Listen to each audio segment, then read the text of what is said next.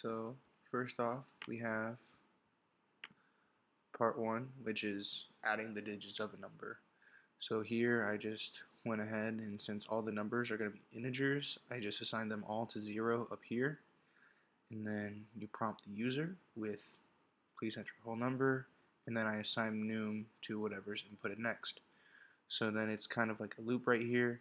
So while num is greater than 0, you assign sum to equal num divided by 10 and whatever the remainder of that is. Then output is then assigned to output, which is originally 0 plus sum, and then num gets its last digit taken off by being divided by 10. And then while that just keeps repeating, while num is greater than 0, once it equals 0, it outputs the sum of the digits is, and then output. So we'll run it. If I enter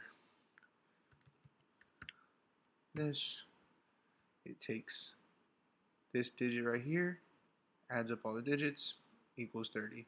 So 3 plus 5 is 8, plus 9 is 17, 17 plus 7 is 24, and 24 plus 6 is 30. So there's part one. Part two, this one was a lot easier for me. The first one I really wasn't able to figure out until I actually went back and read in our book about this modulator. I didn't understand really what it did, but after working through that part of the book, it was a lot easier to understand, and I realized that this was not as difficult as I was trying to make it originally. Anyways, so this is part two. So I assign Fahrenheit, Celsius, and Celsius to Fahrenheit as integers because they're going to be whole numbers, but I put Fahrenheit to Celsius as a double because it's going to be a decimal. So first off, system out, it prompts the user to enter a temperature in Fahrenheit. F is then assigned to whatever's input next. And then I assign a double, which is Fahrenheit to Celsius, and it equals Fahrenheit, and then the equation to make that. And then I used this part of code to make it stop at 3 decimal places, just so it doesn't keep repeating over and over and over if it does, if you give a certain number. And then next, I asked them to enter a temperature in Celsius. Then C is then assigned right here for the next input. And then C to F is just another integer because Fahrenheit's going to be a whole number. And then that is going to be a whole number with the equation. And then it's printed out here. So we'll run that now. Enter temperature in Fahrenheit. Let's do 77 degrees. 77 degrees is equal to 25.000, so just 25.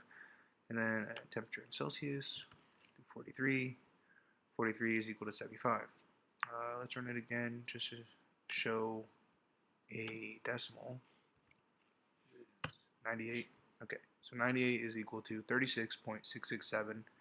It would have kept repeating 66666, so I just decided to stop it at the third decimal point.